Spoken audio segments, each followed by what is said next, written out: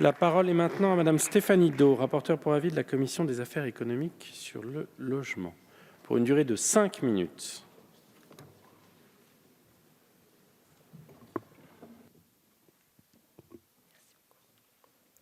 Monsieur le Président, Monsieur le Ministre, chers collègues, le gouvernement a en 2019 poursuivi le chantier de transformation de la politique de logement engagée en 2018. Plusieurs réformes d'envergure ont été initiées et sont poursuivies en 2020. Elles concernent avant tout des aides au logement qui représentent l'essentiel des budgets du programme 109, soit 12 milliards d'euros en 2020, mais également la réduction de loyer de solidarité. Ces réformes, tout en bénéficiant aux ménages, concourent à l'objectif de réduction des dépenses publiques. En effet, le projet de loi de finances pour 2020 prévoit une baisse de 1,4 milliard d'euros pour le budget de l'État pour ces crédits par rapport à 2019. Cette baisse est notamment permise par la montée en puissance de la réduction de loyer de solidarité et la mise en œuvre des aides personnelles au logement en temps réel. La première réforme concerne la ALS. Ce mécanisme désormais bien connu vise à diminuer les loyers dans le secteur social en compensation d'une baisse du niveau des APL. Les acteurs du secteur nous ont fait part d'une grande inquiétude à ce sujet, notamment en matière de construction et de rénovation de logements sociaux.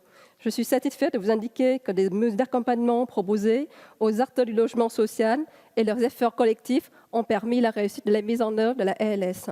J'avais en 2018 exprimé des doutes sur la faisabilité du doublement du volume de la ALS à 1,5 milliard d'euros pour 2020. Je suis content de constater qu'une concertation ait pu aboutir à la réduction de ce montant à 1,3 milliard d'euros et à des mesures d'accompagnement améliorées. La deuxième réforme tient à la modernisation des APL, avec la mise en place d'un mode de calcul fondé sur le revenu contemporain, qui doit permettre une diminution de dépenses de 1,2 milliard d'euros en 2020. Cette réforme, initialement prévue pour l'été 2019, a été reportée suite à la complexité du chantier.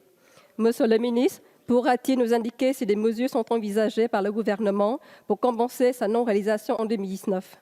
Cette réforme fait suite à la mise en œuvre du prélèvement de l'impôt à la source. Elle me paraît logique et cohérente, car le montant des APL sera ainsi plus proche du cycle économique. Ainsi, les personnes confrontées à des accidents de vie ou à des baisses notables de revenus, comme les nouveaux retraités, seront prises en charge plus rapidement.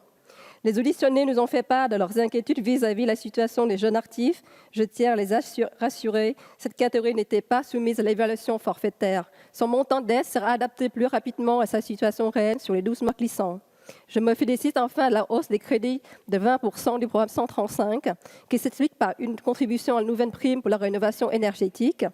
La hausse de ce programme traduit les efforts du gouvernement contre l'habitat indigne, en faveur de la rénovation des passoires thermiques, ainsi que pour la revitalisation des territoires. Je terminerai mon intervention en mettant en avant deux propositions clés de mon rapport budgétaire qui feront l'objet d'amendements. Tout d'abord, j'ai proposé de prolonger l'accès au dispositif prêt à taux zéro jusqu'au 31 décembre 2021 pour les accédants à la propriété des territoires ruraux et villes moyennes afin de redynamiser ces zones.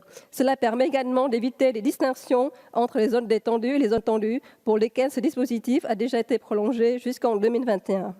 Enfin, en ce qui concerne le dispositif indemnisation, dont la suppression totale est prévue dès la fin de l'année, l'adoption à l'unanimité de mon amendement à ce sujet en commission des affaires économiques témoigne de l'adhésion de mes collègues sur ce point. Je précise que nos collègues du groupe socialiste avaient proposé en commission un amendement similaire et s'étaient également engagés sur cette question. C'est la troisième année consécutive que je soutiens le rétablissement complet de ce dispositif, qui est très redistributif et peu coûteux pour les finances publiques. Il permet à des ménages modestes de sortir du parc social tout en acquérant leur propre logement, ce qui laisse une place libre dans le logement social qu'ils occupaient. Il encourage la vente de logements sociaux à leurs locataires. Or, on sait qu'un logement vendu permet de produire au moins 2 nouveaux logements. De plus, la bénéficiation est limitée dans le temps et s'ajoute à la situation des bénéficiaires. Pour rappel, la loi Elan s'inscrivait dans cette dynamique en créant un opérateur national de vente en charge de favoriser l'accession sociale. La suppression de la bénéficiation va à contre-courant de cette dynamique. Notons enfin que la Cour des comptes a souligné l'effet redistributif de la bénéficiation et a proposé en 2017 son élargissement en relevant le plafond de ressources. Elle ajoute que le risque d'effet inflationniste est faible. En conclusion, je rappellerai que la Commission aux affaires économiques a émis un avis favorable à l'adoption des crédits de la Commission cohésion des territoires pour ce qui concerne le logement, sous réserve des discussions à venir sur le dispositif BTZ et ABN Accession. Je vous remercie. Je vous remercie, Madame Do. La parole est maintenant à